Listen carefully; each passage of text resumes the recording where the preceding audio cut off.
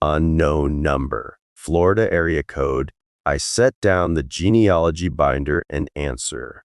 It's Annie, a woman's voice. Uncertain. Philip? The phone slips. I catch it. Annie drowned in 1987. I identified her body myself. The lake house, she says. True. Long pause. I remember, Mr. Buttons. The rabbit Mama gave me. I pull the binder closer. Annie's death certificate. Right there in the front sleeve. Tyo.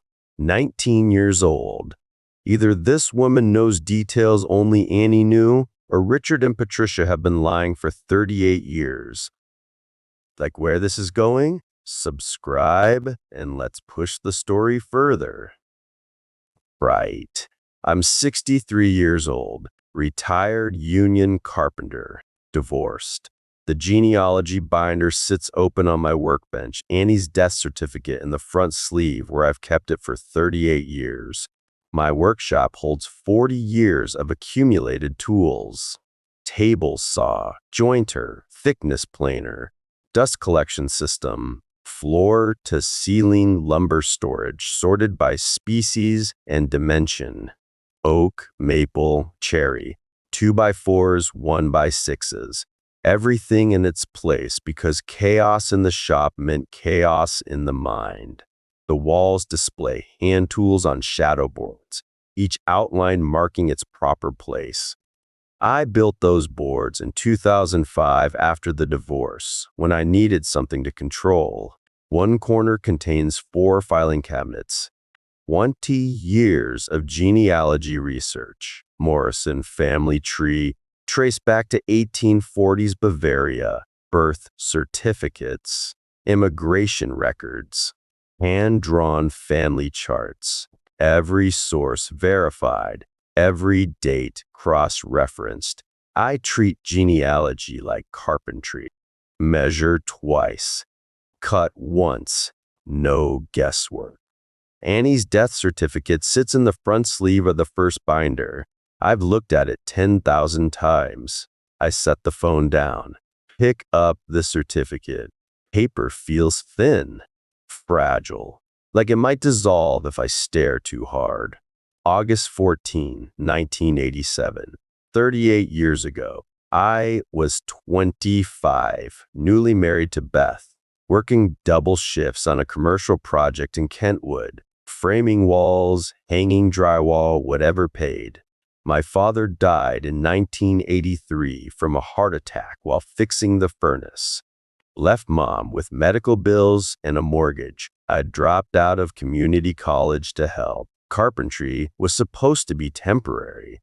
Annie was 19, intellectually disabled since birth.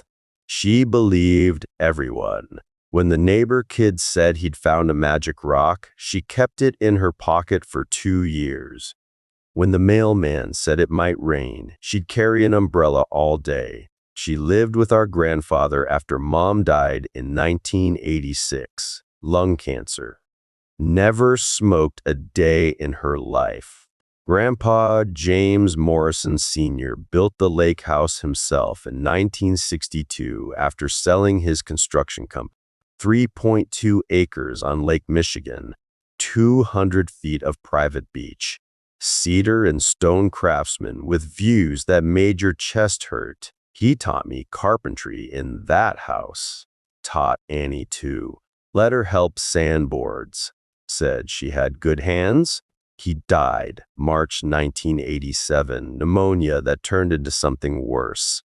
The will reading happened at his lawyer's office a few weeks later. Wood paneling, leather chairs. The lawyer's office smelled like old books and furniture polish. Outside, traffic hummed. Inside, silence thick enough to cut. Richard showed up in a suit. Patricia wore pearls. Yeah. I came straight from a job site, sawdust still in my hair. The lawyer read the distribution. 60% of the lake house property to Annie. 20% each to Richard and Patricia. Richard's face went white, then red. He didn't say anything, just sat there, jaw working. Patricia's mouth became a thin line. She looked at Annie like she was a stain on the carpet. Grandpa had written a note in the margin, his cursive shaky from the pneumonia. Annie showed me what family means, not just blood, but presence. Annie had spent 2 years taking care of him, cooking his meals, reading to him, sitting with him when he couldn't sleep. Richard and Patricia were too busy. Richard with his MBA and real estate career. Patricia married to James Walsh, the orthodontist, hosting bridge tournaments. I thought they'd get over it. Family is family. You don't hold grudges over inheritances. But Richard stopped visiting Annie. Patricia stopped including her in holiday dinners. They went cold, polite but distant, like Annie had done something wrong by being loved. August 14, 1987, Thursday, 2.5 years after the will reading, I was on a framing crew at a strip mall. The foreman called me over at 2 in the afternoon, said the police were on the phone. Annie's body had been found in Lake Michigan, near the family property, drowned. I drove to Stay Joseph Hospital. The morgue was in the basement, white tile, fluorescent lights that hummed, chemical smell, formaldehyde maybe, something sharp that stuck in your nose.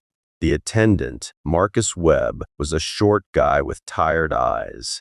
He led me to a viewing window, said it would only take a minute, just needed confirmation.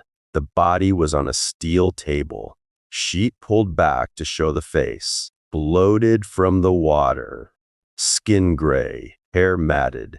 I looked for 90 seconds. That's all Webb gave me. He kept saying we needed to move this along, that I didn't want to see more, that it was better to remember her how she was. I nodded, said it was Annie, signed the paperwork. They cremated her 3 days later. I authorized it while numb with grief. Never questioned the timeline, never asked why everything moved so fast. Every August 14th, I drove to the lake, sat in my truck, stared at the water, never got out, never went to the shore, just sat there until dark, then drove home. My marriage to Beth lasted until I was 43.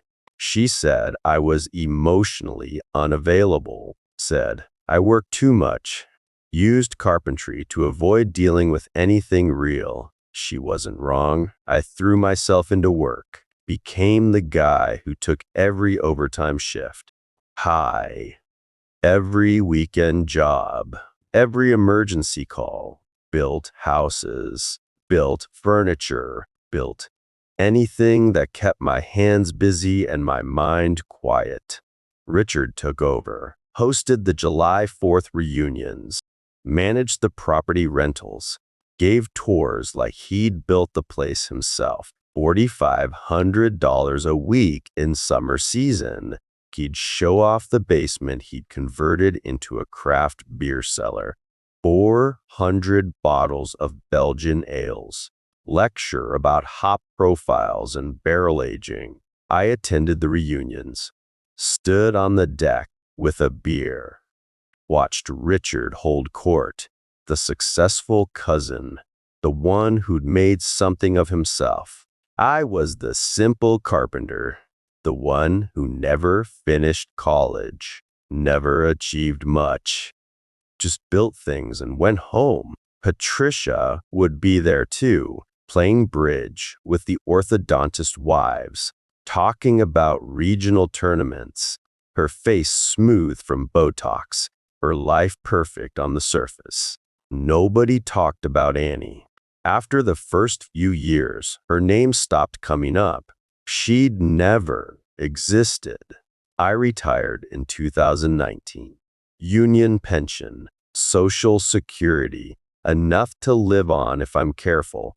The house mortgage, burned 15 years ago, paid off in 2010. I spend my time in the workshop, build furniture for young families who can't afford it. Cribs, dressers, kitchen tables, drop them off with a note that says they're gifts. Maybe I'm just generous. Or maybe I'm building the cribs I never built for Annie's kids, the ones she never got to have. The genealogy files keep me busy. Facts to verify, dates to cross-reference, birth certificates, immigration records, property transfers. 20 years of work that requires attention to detail, not emotion, taught myself investigation skills without knowing I was learning them. I've documented every Morrison back to Bavaria, every marriage, every death, every property transfer. 20 years of work.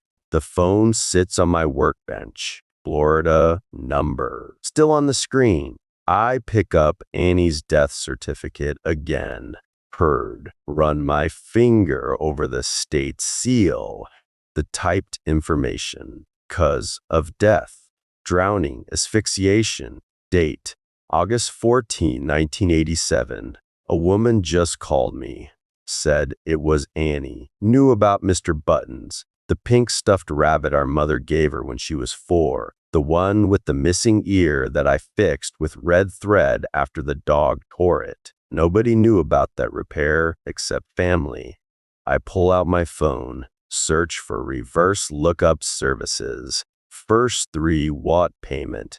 Fourth one, Truecaller, works with free trial. The number belongs to Suncoast Memory Care Facility, Clearwater, Florida. I sit at my workbench, stare at the death certificate, at the genealogy files, at 20 years of documented truth. Either I'm losing my mind, or Richard and Patricia have been lying for 38 years.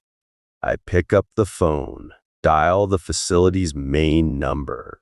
A woman answers. Professional. Warm. Suncoast Memory Care. This is Sarah Chen speaking. My name is Philip Morrison. I shift the death certificate to the side, pull a notepad closer. Someone from this number just called me, said her name was Annie. I need to know who made that call. Silence on the other end. Then, Mr. Morrison, I'm the facility director. Can you hold for just a moment? The line goes quiet. Rides. Muzak plays. Some soft jazz that makes my teeth ache. Sarah Chen comes back. The warmth is gone. Professional distance, like she's reading from a script. Mr. Morrison, we do have a resident named Annie Morrison. She's been with us since 2001. May I ask your relationship to her? My hand tightens on the phone. She's my sister. She drowned in 1987. Another pause, longer this time. Mr. Morrison, I think we need to talk. I set the phone down, pick up my coffee, cold now. The workshop feels smaller. I measure the distance from workbench to door. Same 8 feet it's always been. Feels like 4. The reverse lookup service gave me an address. Suncoast Memory Care Facility, 2847 Gulf Boulevard, Clearwater, Florida. I pull up their website on my laptop. Professional design. Stock photos of elderly people in a courtyard garden, their faces arranged in practiced contentment. Mission statement about dignity and compassionate care. I click through to the staff directory. Sarah Chen, Facility Director, Licensed Nursing Home Administrator, 15 years experience. Her photo shows a woman in her 40s with dark hair pulled back, professional smile. 23 minutes later, my email pings. The message from Sarah Chen contains 3 attachments. The first is a PDF of facility admission records. Annie Morrison, admitted January 2001 as a transfer from Tampa Psychiatric Hospital. Before that, Fort Myers Regional Care Facility, admitted 1995. Before that, Orlando State Hospital, admitted 1991. The second attachment is a photograph. A woman in her 50s sits in a courtyard garden holding a stuffed rabbit. Pink fabric, one ear missing. The other ear shows a repair. Red thread, distinctive stitching pattern. My hands start shaking. The third attachment is another photo. Same woman, different angle. She's looking at the camera now. Confused expression. The rabbit clutched to her chest. I open my filing cabinet, pull out a cardboard box from the bottom drawer. Haven't looked at these particular photos in 38 years. The tape has yellowed. I cut through it with my utility knife. Family photos, hundreds of them. Mom organized them by year in labeled envelopes. 1965, 1970, 1975. I find the 1976 envelope. Pull out the Christmas photo. Day. Annie is 7 years old. She's holding Mr. Buttons, the pink rabbit our mother gave her when she was 4. The left ear shows red thread stitching, exactly the same pattern as the rabbit in Sarah Chen's photograph. Summer 1976. Neighbor's dog tore the ear. I used red thread because that's what we had. I scan the 1976 Christmas photo. Email it to Sarah Chen. Subject line, same rabbit, same repair. She calls me 40 minutes later. Mr. Morrison. The warmth is gone from her voice. Professional distance. It's the same rabbit. The stitching pattern is identical. How did a drowned woman's childhood toy end up in a Florida nursing home? I don't know. I'm staring at the death certificate, but I'm going to find out. Sarah tells me about the reorganization project. They were cleaning out storage rooms, found boxes of old belongings that had been transferred with long-term residents. Annie's box contained photographs, family pictures from the 1970s and 1980s. A few showed the rabbit. Her husband David volunteers at the facility. He's an amateur photographer, does portrait sessions with residents for a memory preservation project. He took pictures of Annie holding Mr. Buttons during one of those sessions. Thought it was sweet, a comfort item from her current life. She has severe memory issues, Sarah says. Does she remember family? I ask. She gets confused. Says someone told her she drowned, that she's not supposed to be here. I close my eyes. I need her medical records, admission records, everything you have. Mr. Morrison, I can't just release that information. Privacy laws. If that's my sister, someone stole 38 years of her life. My voice cracks. Please. She's quiet for a long moment. Let me talk to our legal counsel. I'll call you back. An encrypted email arrives. Password protected. Sarah's message says she's sending what she can as a family member inquiry. If I want more, I'll need a lawyer and a court order. I open the files. Annie Morrison. Admitted to Suncoast Memory Care January 15, 2001. Transferred from Tampa Psychiatric Hospital. Before that, Fort Myers Regional Care Facility, admitted March 1995. Before that, Orlando State Hospital, admitted September 1991. The Orlando admission record lists her as a Jane Doe, no identification, no family contact. Found wandering, severe confusion, and memory impairment. There's a notation in the visitor log. Annual visitor for 37 consecutive years. Patricia Morrison Walsh. True. Listed as family friend. Nursing consultation. I sit back in my chair. Patricia. Visiting Annie every year for 33 years. while telling everyone Annie was dead. I pull up my browser, search for Richard Morrison, Grand Rapids Real Estate. His business website loads. Morrison and Associates, Commercial Property Management, Pride, Estate Services. I dig deeper, find property tax records. Morrison Property Trust, sole trustee, Richard Morrison. Property address matches the lake house. I pull up Kent County property records, search by parcel number. Cross-reference with tax assessor database. The lake house is on 3 different vacation rental sites. Premium lakefront property, sleeps 12. $4,500 per week in summer season. 22 weeks booked last year. That's $99,000. Minus expenses, call it $85,000 in net income. 38 years of rental income, $3.2 million, plus the property value itself. The lake house appraised at $890,000 in 1987. Current market value, another $3.2 million. My phone rings. Union brother, Tom Kowalski. He's calling about a furniture order. I tell him I'll get back to him. Then I ask if he knows any private investigators who handle inheritance fraud. James Keller, Tom says. Former Grand Rapids PD, financial crimes. Guy's a bulldog. Help my cousin recover money from a crooked executor. Want his number? I called James Keller from my truck. Explain the situation. The phone call.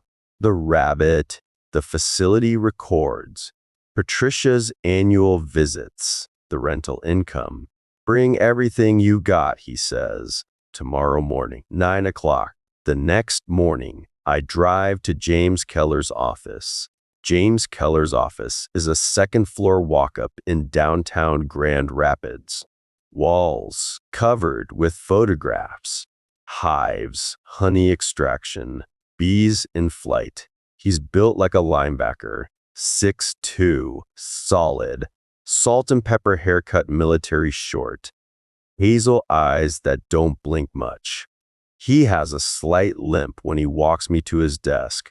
I brought 3 file boxes, genealogy documentation, family photos, the facility records Sarah Chen sent, property tax records, rental listings. James spreads it across his desk, pulls out a legal pad, starts making notes.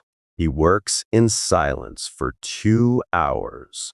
Yellow legal pad filling with notes, cross-referencing dates against a timeline he draws by hand, checking property records against admission timelines, tracing the money. Finally, he looks up. Philip, I've seen a lot of inheritance fraud. This is different. This is kidnapping. Your cousins didn't just steal property. They institutionalized a competent adult and took everything she owned. 6 weeks after James Keller confirmed the kidnapping, I drove to the lake house for the annual July 4th reunion. 43 cars parked along the gravel drive when I arrived. Cedar siding weathered silver gray, same as always. Stone chimney rising against blue sky. The deck where Grandpa taught me to measure twice, cut once. I parked my truck at the end of the line. Grabbed my cooler from the bed. Beer and potato salad, same as every year. Left the folder locked in my truck's toolbox. Richard stood on the deck, gesturing with a bottle.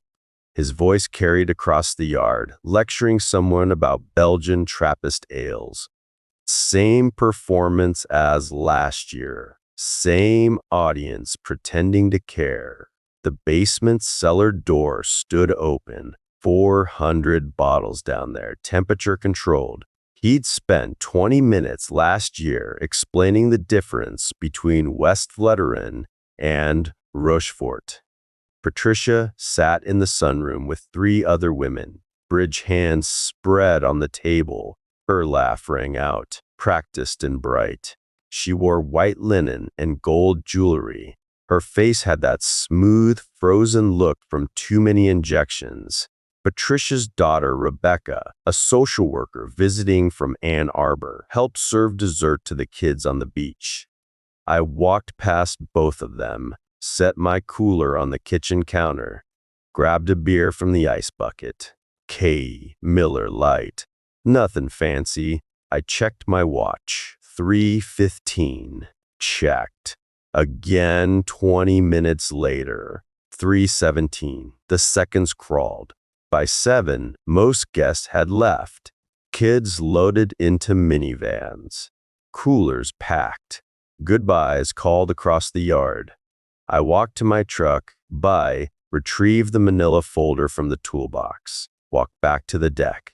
Richard and Patricia sat in Adirondack chairs facing the water. Cedar, probably 20 years old. Grandpa's joinery still solid. The sun hung low over Lake Michigan. Orange and purple streaked the sky. Richard held a tulip glass, some dark beer with foam like whipped cream. Patricia had white wine. Her lipstick left marks on the rim. I pulled out a chair, sat down, set my manila folder on the armrest. How long have you been visiting Annie in Florida? Patricia's wine glass stopped halfway to her mouth. Her face went white. The glass trembled. Richard's hand froze mid-reach for his beer. His jaw tightened. His hand trembled slightly. He set down his beer, reached for it again, missed the glass. His knuckles rapped the table. Then he smiled. Corporate smooth. What are you talking about, Philip? Annie drowned in 1987. You identified the body yourself. I opened the folder, pulled out 2 photographs, set them on the table between us. The first showed a woman in her 50s, gray hair, confused eyes. She held a pink stuffed rabbit with one ear missing. The second was from Christmas 1976. Annie at 7 years old, same pink rabbit, same missing ear, same red thread, stitching the repair. That's Mr. Buttons. I fixed the ear in 1976 after the neighbor's dog tore it. Used red thread because that's what we had. Richard picked up the recent photo, studied it, set it down. This could be anyone. Some woman who happens to have a similar toy. I pulled out the third document. DNA analysis from GeneAtrust Laboratory. Highlighted section showing 99.97% probability of sibling relationship between Philip Morrison and Annie Morrison. Blood draw from Suncoast Memory Care Facility. My cheek swab. 16 genetic markers. You want to explain how a drowned woman shares my DNA. I pulled out the fourth document, 2 wills, side by side. Grandpa's original with the handwritten note about Annie. The forged version filed with probate court. Patricia's wine glass hit the deck. Pinot Noir spread across the cedar boards, dark as old blood. She didn't move to clean it. Richard stood. His voice stayed smooth, but his eyes had gone hard. You need to think very carefully about what you're alleging here.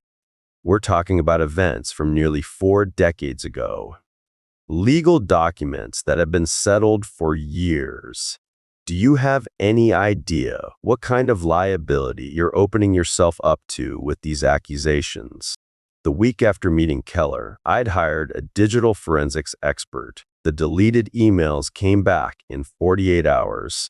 I've got the original will, the forged one you filed with probate court. I've got bank transfers from the estate account to Florida facilities. 38 years of payments coded as charitable contributions. I've got storage unit receipts. Unit 247 at Grand Rapids Public Storage.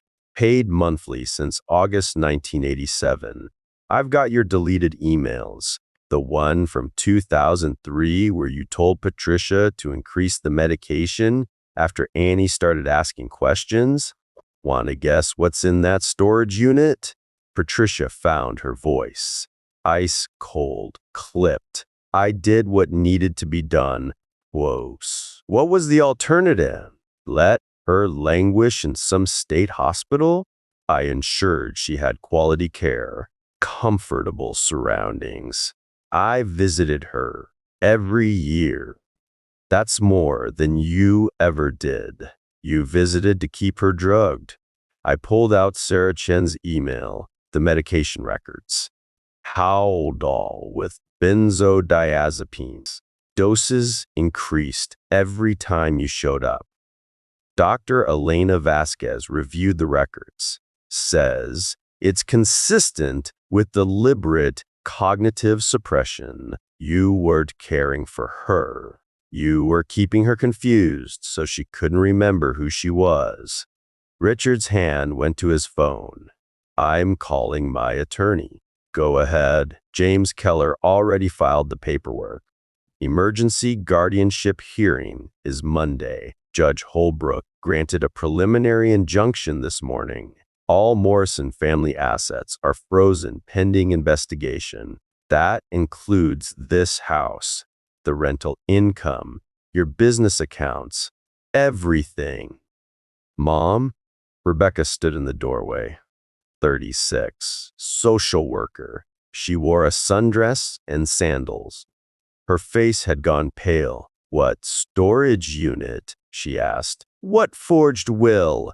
Richard turned. Rebecca, this is a private conversation. What did you do? She walked onto the deck, looked at the photographs on the table, at the DNA report, at the two wills side by side. Is that Aunt Annie? The one who drowned before I was born? She didn't drown. Richard paid a morgue attendant $15,000 to show me the wrong body. Your mother falsified the death certificate. They put Annie in a psychiatric hospital under a fake name, kept her there for 38 years, took everything Grandpa left her. Rebecca picked up the photograph of Annie holding Mr. Buttons. Her hands shook. You told me she died. You said Philip identified her body. I did identify a body. Marcus Webb showed me a drowning victim for 90 seconds under fluorescent lights, rushed me through the process. Then he deposited 15 grand in cash the same week. Hospital fired him 3 months later for theft, but the damage was done. Patricia stood. Her wine-stained dress clung to her legs.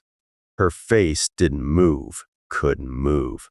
The Botox she'd been getting since her 50s had erased every tell. You have no idea what you're interfering with. My children have educations, careers, standing in their communities.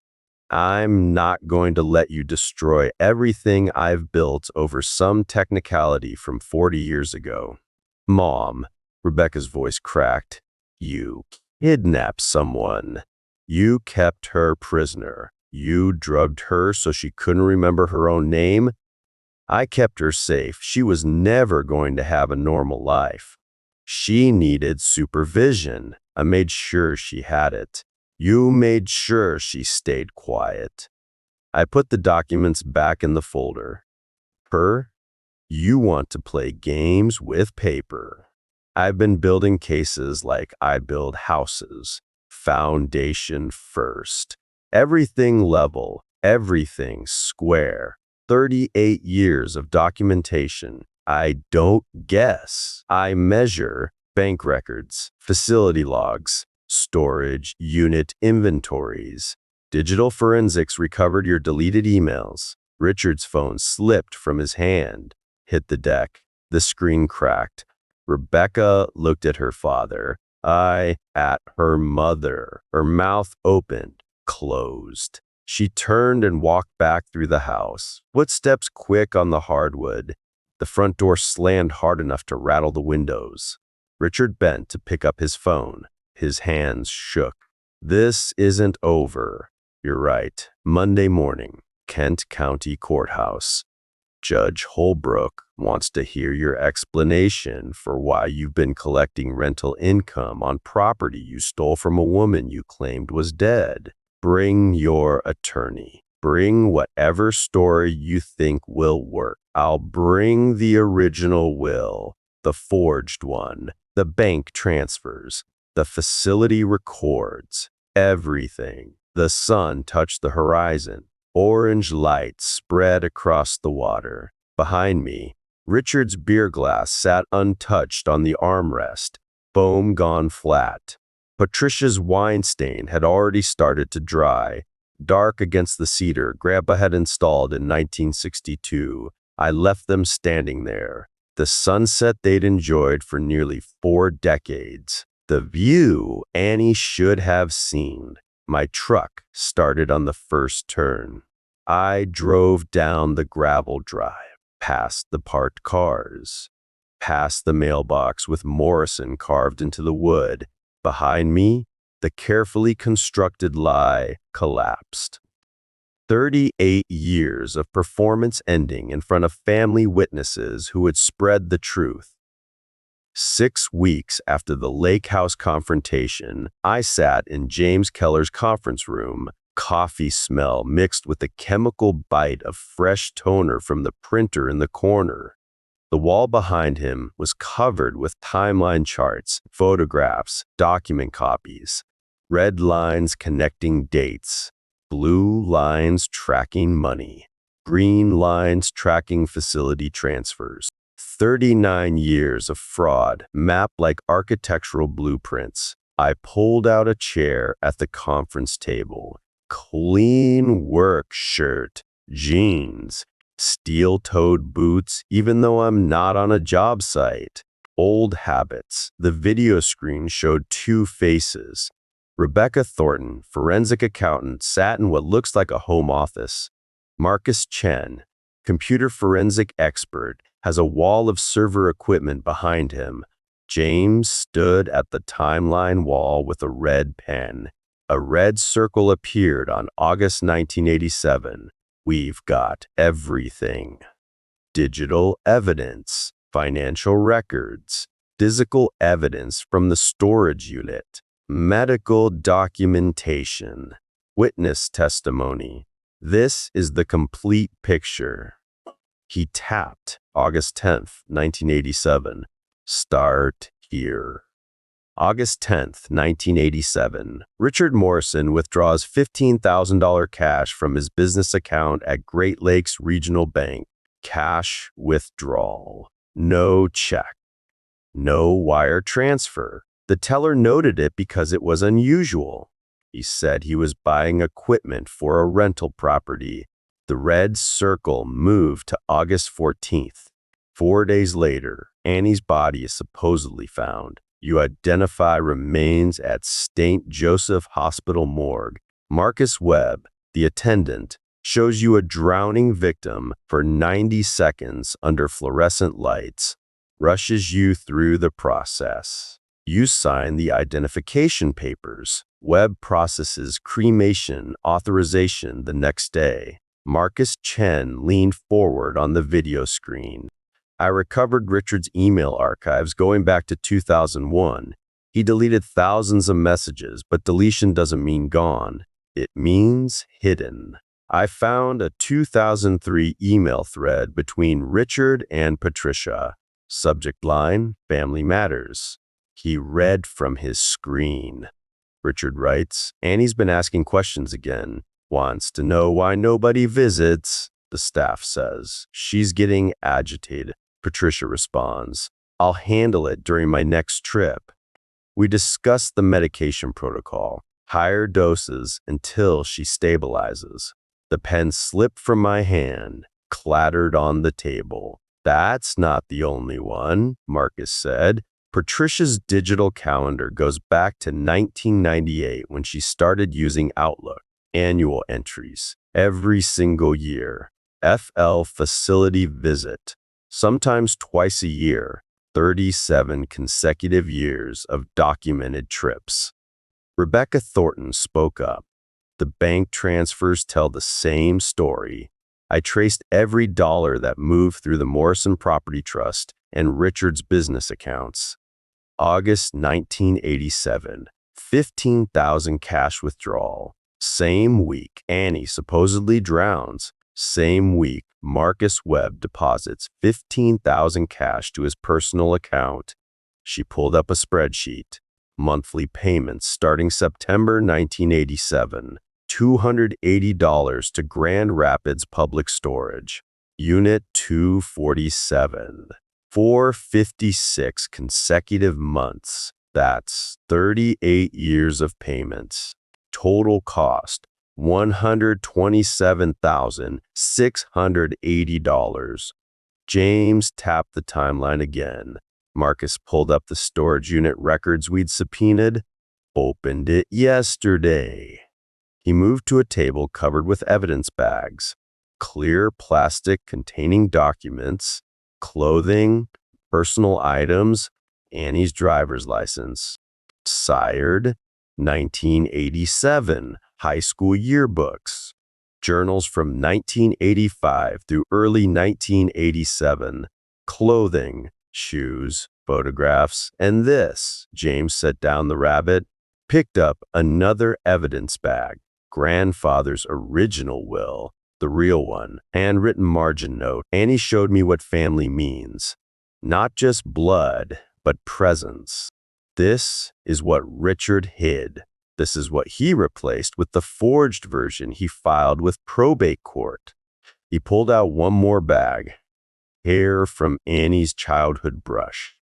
We used it for DNA comparison. Confirmed the sibling match. 99.97% probability you and Annie share both parents. Rebecca Thornton pulled up another spreadsheet. The money flow is systematic. Richard managed the lake house as a vacation rental through Morrison Property Trust. Rental income, 1987 through 2024, approximately $3.2 million. He reported minimal trust activity to avoid tax scrutiny. Diverted the income to personal use through a network of LLC subsidiaries. She marked a column in yellow. College tuition for his children, $240,000. Luxury vehicles, $180,000. Patricia's annual Florida trips, $67,000 in documented travel expenses, all paid from trust funds that should have gone to Annie. James moved to a different section of the timeline wall. Lloyd Patterson examined the death certificate. He's a forensic document examiner, 40 years experience. He found multiple problems. He tapped the certificate copy on the wall. Wrong middle name, and instead of Annie, birth date off by 3 days.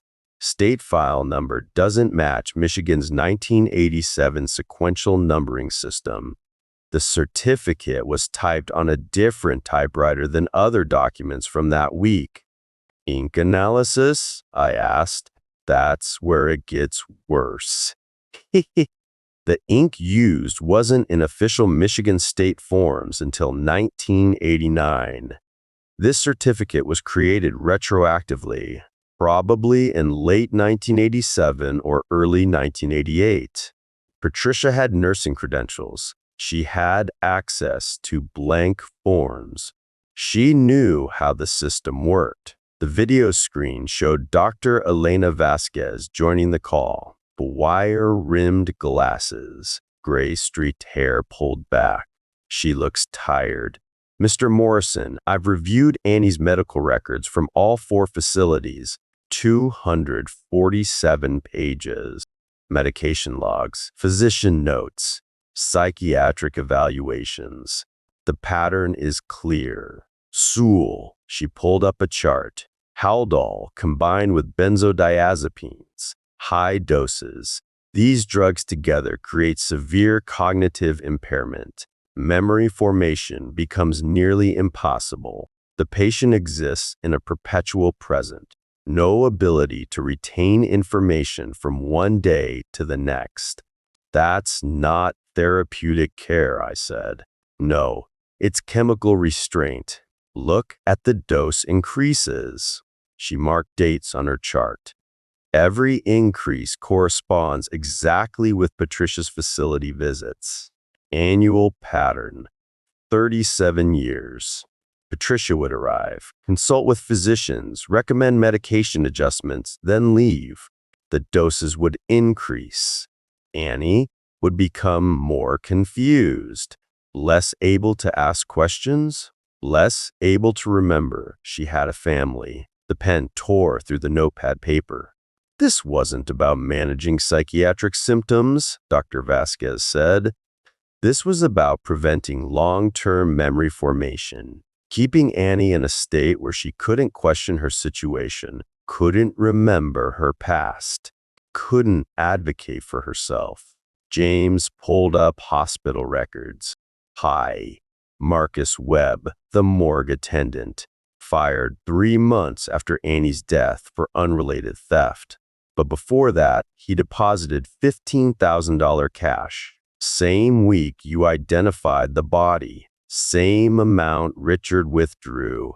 The actual drowning victim that week was a 23-year-old tourist from Ohio, Jennifer Matthews. Her dental records are on file with the state crime lab. They don't match the body you identified because you weren't shown Jennifer Matthews.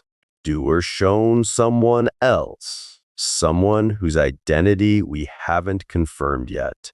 Rebecca Thornton spoke again. Property value analysis. The lake house appraised at $890,000 in 1987.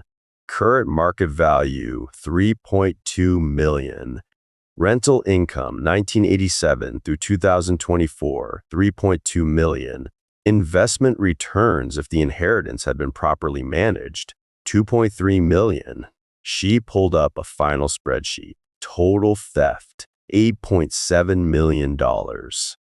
That includes property value, rental income, lost investment returns, and punitive damages for the fraud. The room went quiet. You! Coffee maker gurgles in the corner. Outside, traffic hums on Division Avenue. I look at the timeline wall, 39 years mapped in red and blue and green. Every transaction, every facility transfer, every medication increase, every lie. Can we get her back? My voice sounds strange. Pry. Rough. Not the money. Her? Can we bring Annie home? James set down the red pen. That's what we do next. You! File for emergency guardianship. Get her transferred to a facility here in Grand Rapids. Start the process of undoing 38 years of pharmaceutical abuse. Dr. Vasquez has already contacted specialists in memory rehabilitation.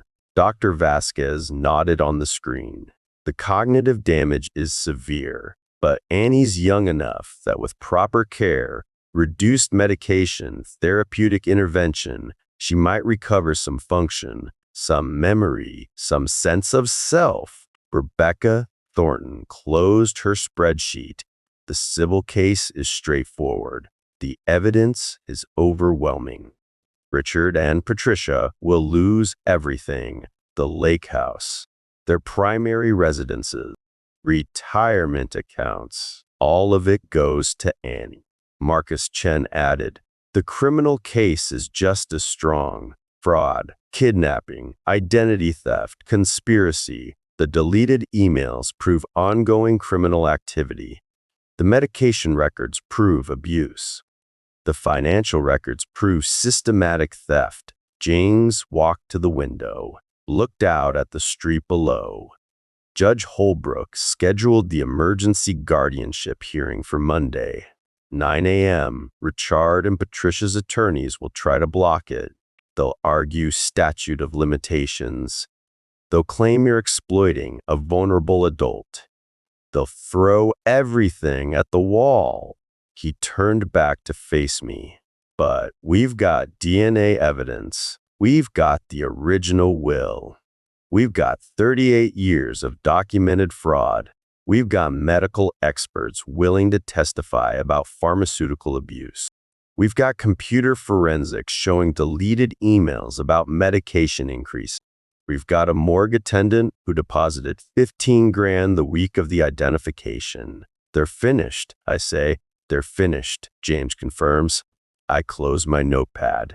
Look at the timeline wall one more time. All those years, all those lies, all that suffering. Annie spent 38 years in a chemical fog, not knowing her name, not remembering her family, not understanding why she felt so lost. Patricia visited every year, not to comfort, to ensure the fog stayed thick enough to prevent questions. Richard collected rental income, paid for his children's education, bought luxury cars, hosted family reunions at the house he'd stolen, and I identified the wrong body, signed the papers, authorized the cremation, carried the guilt for 38 years. The coffee maker beeps. The video screen goes dark as Rebecca and Marcus disconnect. Dr. Vasquez waves goodbye before her window closes. James sits down across from me. You did everything right, Philip. You trusted family. You trusted the system. You had no reason to question what they showed you in that morgue. This isn't on you. I should have looked closer. You were 25 years old. Grief-stricken, manipulated by someone who knew exactly how to exploit your trust. Marcus Webb was trained to handle identifications. He knew how to rush the process, how to use lighting and timing to prevent close examination. Richard paid him well for that expertise. I pick up my notepad, stand. The timeline wall fills my peripheral vision. Red lines, blue lines, green lines, the architecture of fraud. Monday morning, I say, we bring her home.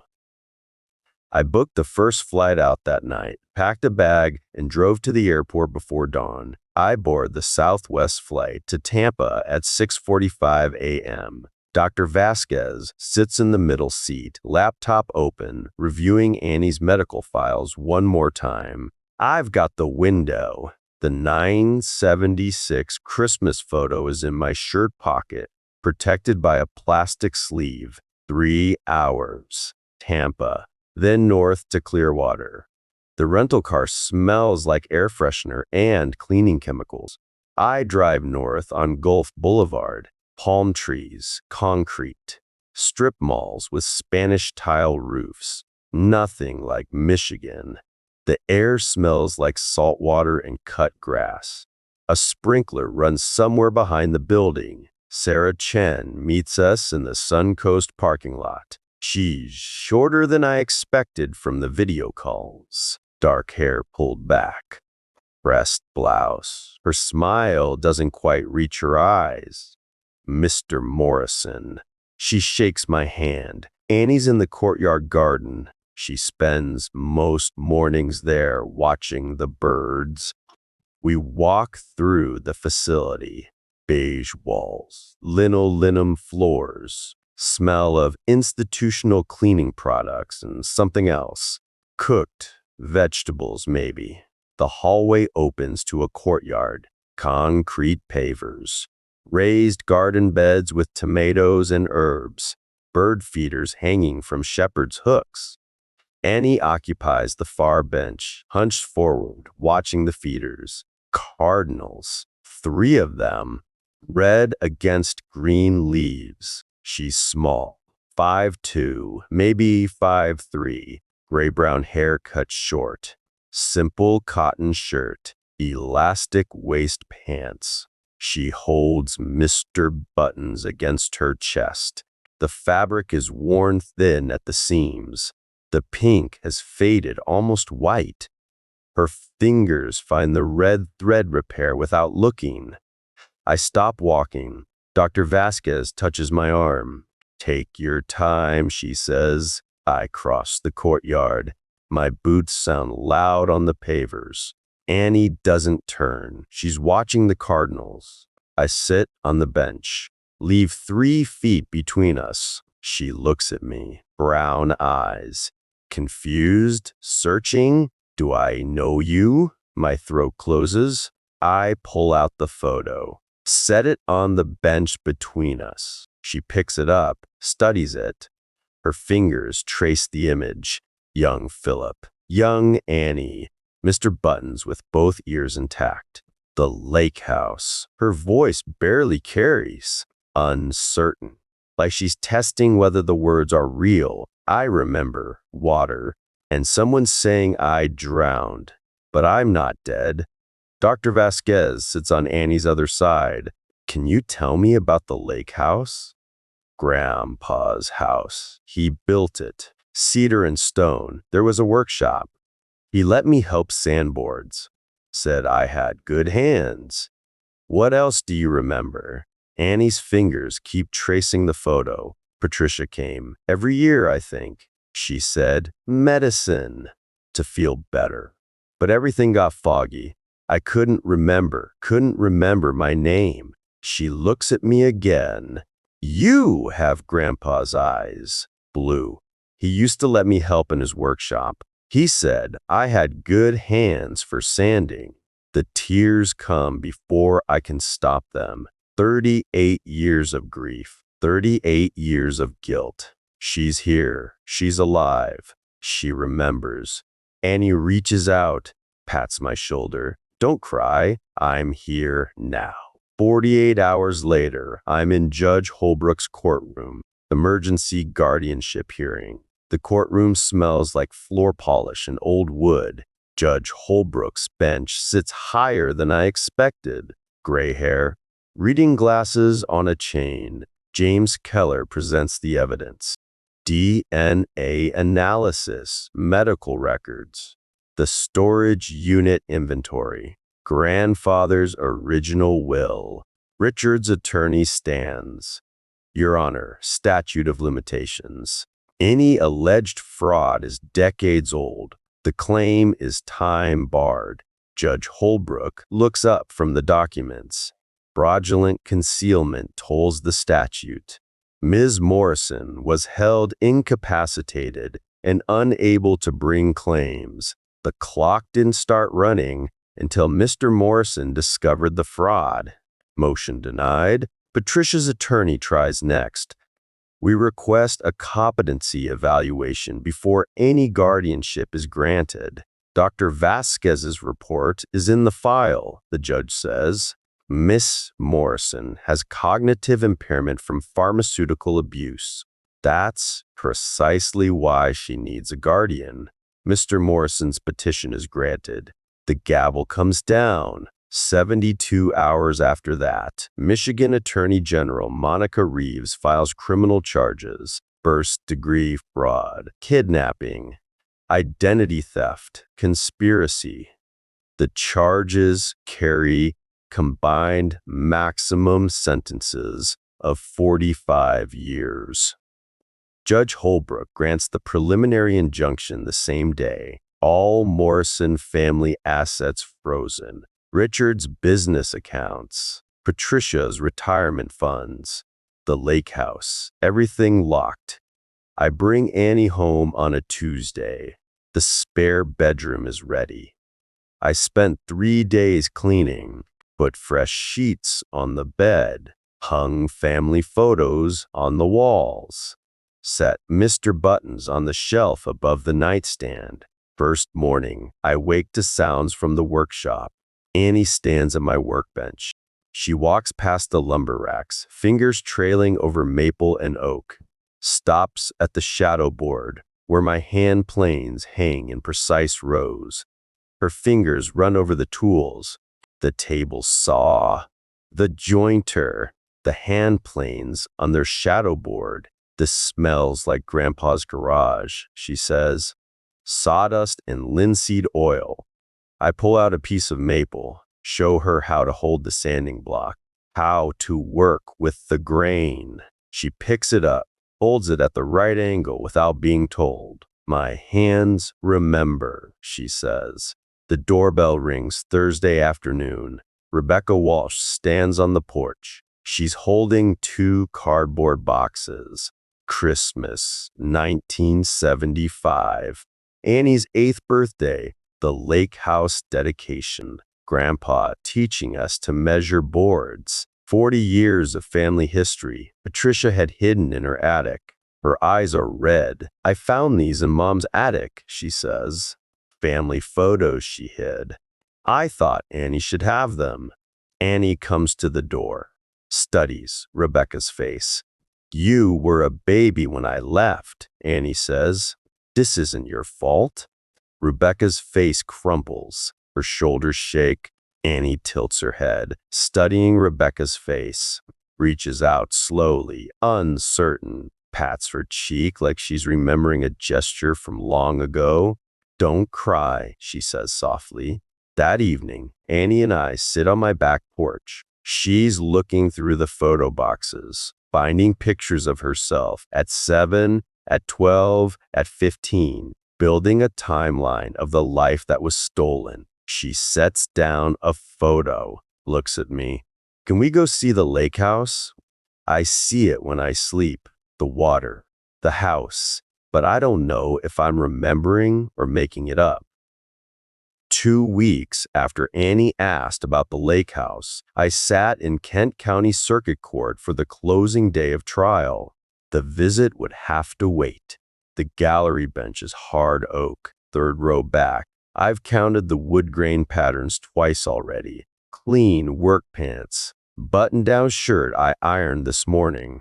Steel-toed boots, even though I'm not on a job site.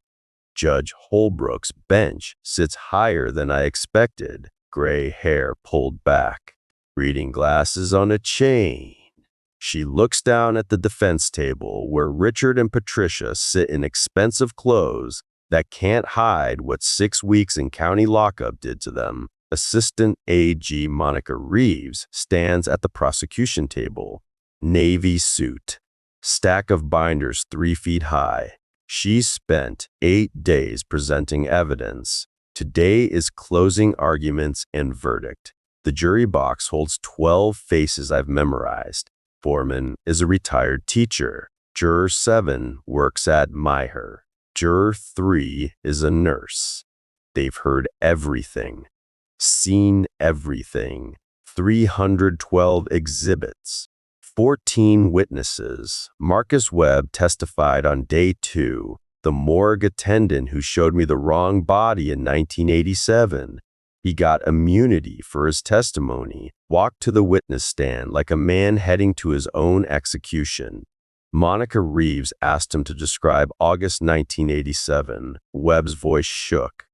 Richard Morrison contacted me about a family situation, said he needed help. Offered me $15,000 cash. What did he want you to do? Show his cousin the wrong body. Make the identification quick. Process cremation papers for the actual drowning victim while his sister got transported to Florida. Did you do it? Yes. I showed Philip Morrison a drowning victim for 90 seconds under fluorescent lights. Rushed him through, got his signature, processed the cremation the next day. Richard's attorney objected. Judge Holbrook overruled. What happened to the $15,000? Monica asked. Deposited it that week. Bought a boat. Got fired 3 months later for unrelated theft. The jury took notes. Juror 3, the nurse, looked at Richard like he was something she'd scraped off her shoe. Dr. Vasquez testified on day 4. She brought charts showing Annie's medication records from 4 facilities spanning 38 years. Monica walked her through the timeline. What do these records tell you? The drug combinations in Annie Morrison's records, Haldol with benzodiazepines at these doses, these are chemical restraints, not therapeutic care. Someone was actively preventing her brain from forming coherent long-term memories. Can you explain that in simpler terms? Imagine living in a fog so thick you can't remember yesterday, can't remember your name, can't remember you have a family. That's what these medications do at these doses. This wasn't care. This was captivity. Patricia's expression remained blank. The Botox prevented even a flicker of emotion. Dr. Vasquez continued. Look at the dose increases. Every single one corresponds with Patricia Morrison Walsh's facility visits. Annual pattern, 37 years. She would arrive, consult with physicians, recommend adjustments, then leave. The doses would increase. Annie would become more confused. The jury looked at Patricia. She stared straight ahead. Rebecca Walsh testified on day 6. Patricia's daughter, 36 years old, social worker. She walked to the stand with her shoulders back and her jaw set. Monica asked about her mother's Florida trips. I thought she was doing charity work, nursing consultations at memory care facilities. She'd go every year, sometimes twice. When did you learn the truth? July 4th weekend, at the lake house. I heard Philip confront my parents. I listened from the doorway. Or, what did you hear before that day? Rebecca pulled out a notebook. In 2005, I was home from college. Mom was on the phone in her office. I heard her say, "We need to adjust Annie's medication. Make sure she stays confused." I didn't understand what it meant then. Patricia's attorney objected. Hearsay. Judge Holbrook allowed it as prior consistent statement. Rebecca produced travel receipts. 37 years of annual Florida trips, all coded as charity work, all deducted on Patricia's taxes as medical consulting. Richard's defense tried to claim he believed Annie was incompetent, that he was protecting family assets, providing her with care.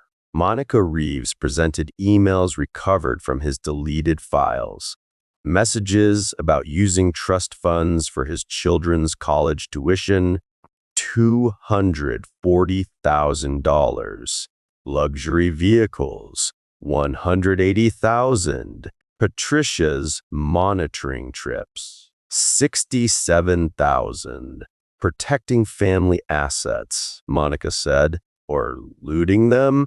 The jury got the answer. Annie testified on day 7 via video feed. Dr. Vasquez sat beside her in a conference room at Suncoast. Annie wore a simple blue shirt.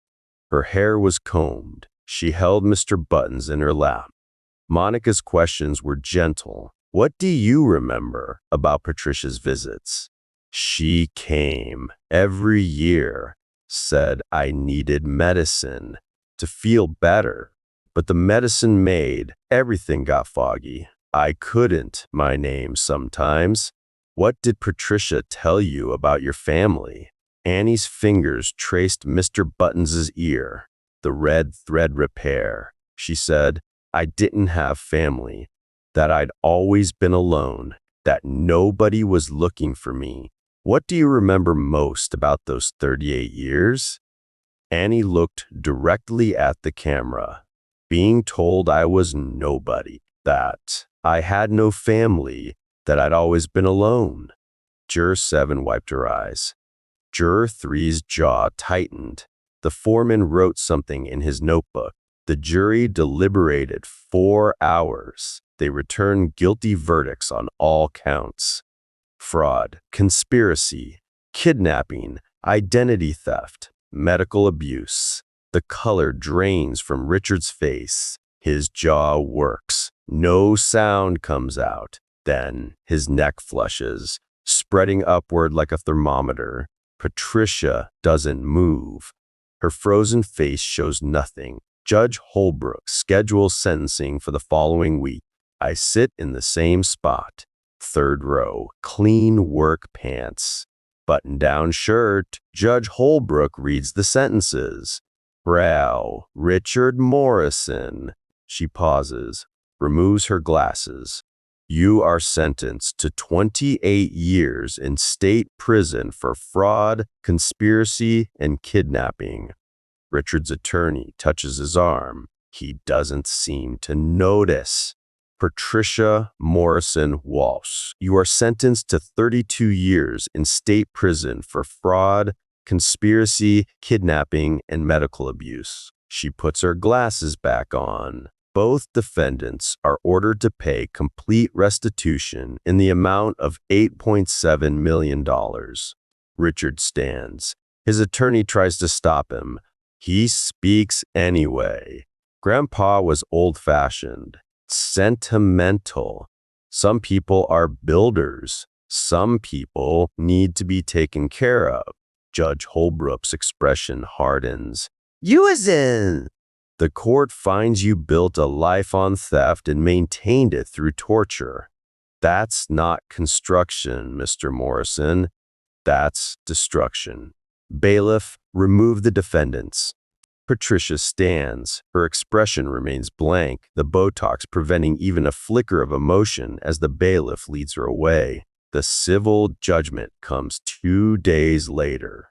Annie gets the lake house property. All rental income since 1987, $3.2 million. Richard and Patricia's primary residences, their retirement accounts, $2.3 million in punitive damages. Total recovery, $8.7 million. James Walsh files for divorce that afternoon. Rebecca Walsh released a statement. 3 sentences. The last one, we have no parents.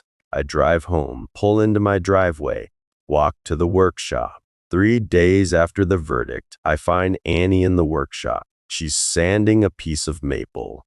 Her hands move steady, sure, like they remember. How did it go? She asks. They're finished. 28 years for Richard, 32 for Patricia. Everything they stole goes back to you. She sets down the sanding block, looks at her hands. I don't remember how to spend money, the numbers, but this, she runs her hand over the wood. This makes sense. That's enough for now. She picks up the sanding block again, keeps working. The maple gets smoother under her hands. Outside, the sun sets. Inside, maple shavings curl on the floor. The planer blade needs sharpening. I can hear it in the cut, building something real. If you felt that, smash like and share your thoughts below. 15 months after the sentencing, I stand in Grandpa's workshop with Annie beside me. She's sanding a maple board, her hands moving steady. Muscle memory. Grandpa taught her right. Sawdust and linseed oil. The smell hits me the same way it did at 10, watching Grandpa's hands guide mine on the plane. I kept his old workbench when we moved in, added my table saw and jointer. The shadow boards hold tools from 3 generations. Annie works here every morning, says her hands remember, even when her mind doesn't. Dr. Vasquez drives up from Grand Rapids twice a week. She brings photo albums, plays old music, watches Annie's face for recognition that comes in flashes. The medication fog is lifting, but slowly. Annie keeps a journal now, daily entries, photographs, names and faces, reconstructing who she is through photographs and daily entries. Her bedroom upstairs has Mr. Buttons on the shelf above her bed when she's not carrying him. Family photos cover the walls. Tyne 60s through last week. She studies them before sleep, trying to connect the fragments.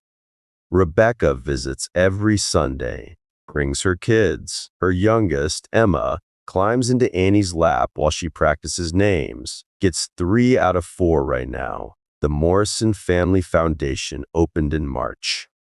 Legal assistance for families fighting inheritance fraud.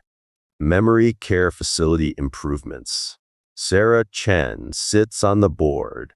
We used a portion of the recovered funds, structured through the settlement, to support Annie's ongoing care needs while funding the foundation's mission. Evening comes. We walk to the deck. The sun hangs low over Lake Michigan. Orange and purple streak the sky. Evening breeze off the lake carries the smell of cedar warming in the sun. Annie's fingers trace the cedar railing, following the grain where I sanded and refinished it last month. Did Grandpa know? She asks. About Richard? I watched the sun drop toward the water. Grandpa watched you sand boards for hours. Never rushed you. That's why he left you the house. She smiles, runs her hand along the smooth cedar. I'm glad I came home. Even if I can't remember everything, I remember this. The workshop smell. Your voice. Being home. We stand there until the sun touches the horizon. Then we walk back inside. The workshop radio plays country music from the 70s. Annie hums along.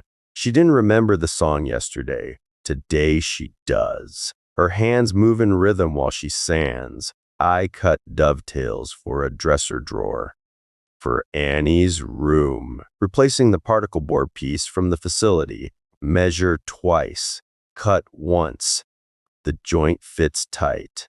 38 years carrying that morgue identification. Marcus Webb's fluorescent lights. 90 seconds. That killed her in my mind. Turns out the only mistake was trusting people who saw family as transaction instead of sacred trust. I measured twice and cut once my whole life, except when it mattered most. But I got a second chance. Not everyone does. Annie sets down her sandpaper, holds up the board, smooth as glass. How's this? Perfect. She smiles, picks up another piece, keeps working. Richard wanted the lake house. He got a cell. Annie got the workshop. That's the only math that matters. Building back what was stolen, one tight joint at a time.